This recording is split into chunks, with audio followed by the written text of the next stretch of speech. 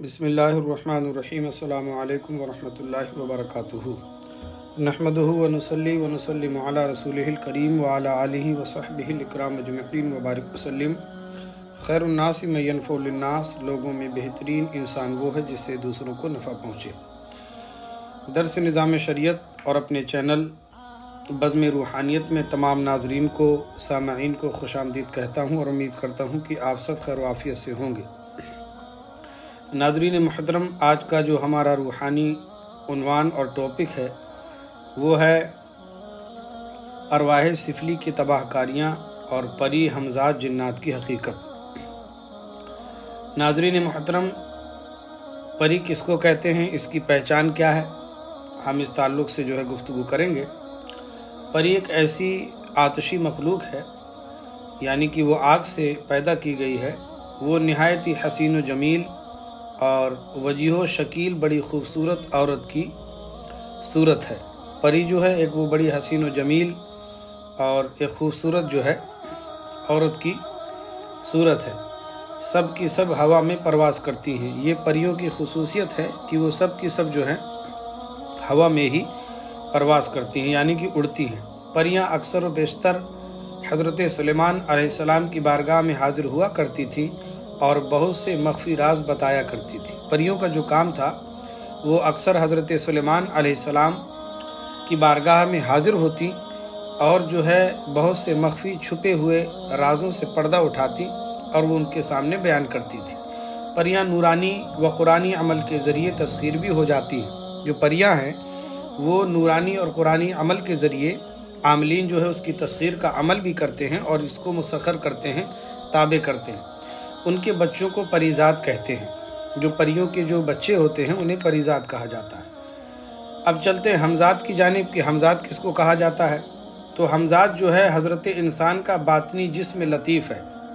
इंसान के साथ एक और जिस्म लतीफ़ होता है जिसे इंसान महसूस नहीं करता और जिसको आम इंसान ज़बान में इंसान साया कह देता है कि ये हमारा साया है। तो वो हमजात जो है इंसान का बातनी जिस्म लतीफ़ है, जिसे न छुआ जा सकता है न जिसे महसूस किया जा सकता है, जिसे उसकी ज़ाहिरी तौर पर नज़र आने वाले जिस्म की मादी सकाफ़तों में मुक़ीद कर दिया गया है। यानी कि नज़र आने वाला जो हमारा वजूद नज़र आता है इंसान का, और सारे जो है सकाफ़तों से, कसाफ़तों से उसको जो है मुक़ीद कर दिया गया है, छुपा दिया गया है। ये गैर मर्ई यानी नज़र न आने वाला रूहानी जिस्म है। ये एक नज़र न आने वाला और छुपा मख्फी रहने वाला ये एक रूहानी जो है ये जिस्म है। अगरचे इंसान के मादी जिस्म के साथ ही पैदा होता है और ये जिस्म जो है इंसान के वजूद के साथ ही पैदा होता है। जब इंसान पैदा होता है दुनिया में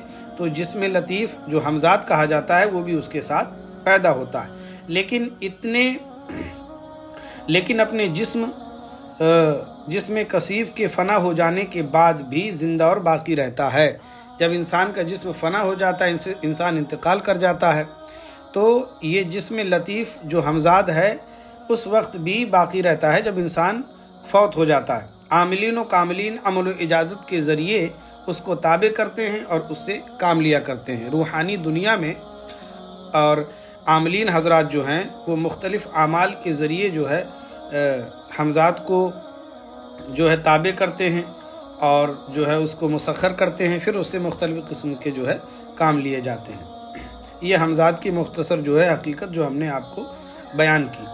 अब चलते हैं जिन्नात की जानिब कि जिन्नात कौन सी मखलूक है।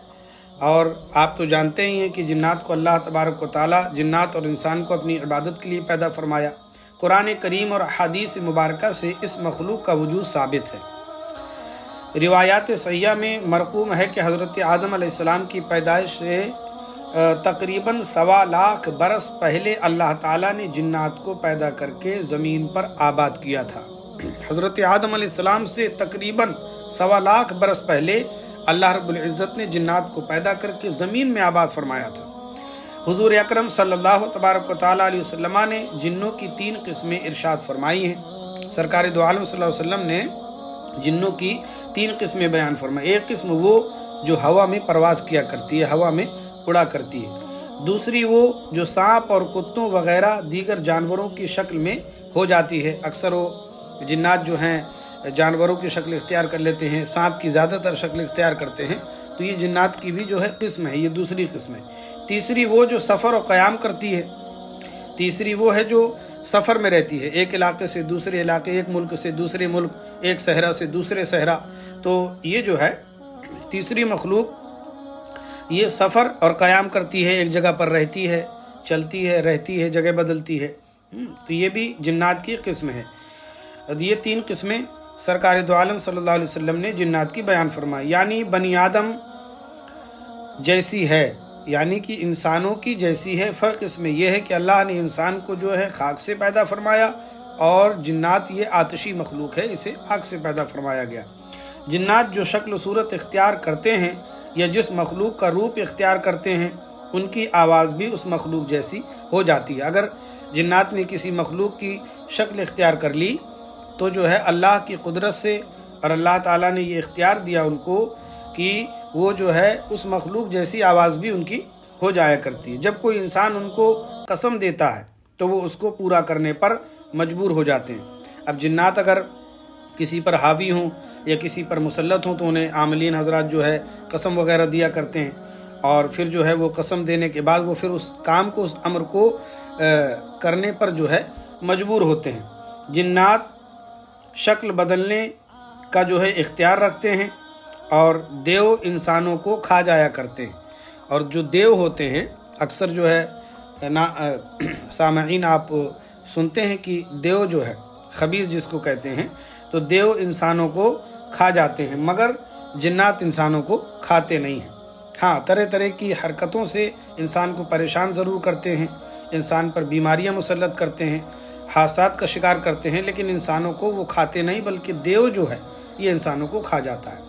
یہ ناظرین محترم مختصر سی گفتگو ہم نے جو ہے آپ کو بتائی کہ پری، حمزات، جنات کس کو کہا جاتا ہے، اور ان کی جو ہے پہچان کیا ہے، شکل و شباہت کیا ہے، یہ ہم نے مختصر بیان کیا۔ اللہ تبارک و تعالی ہم سب کو علم نافع، خیر کثیر عطا فرمائے۔ اللہ تعالی تمام ہمارے سننے والوں کو اور تمام احباب کو زمینی آسمانی بلاؤں سے، حادثات سے محفوظ رکھے۔ السلام علیکم ورحمۃ اللہ وبرکاتہ۔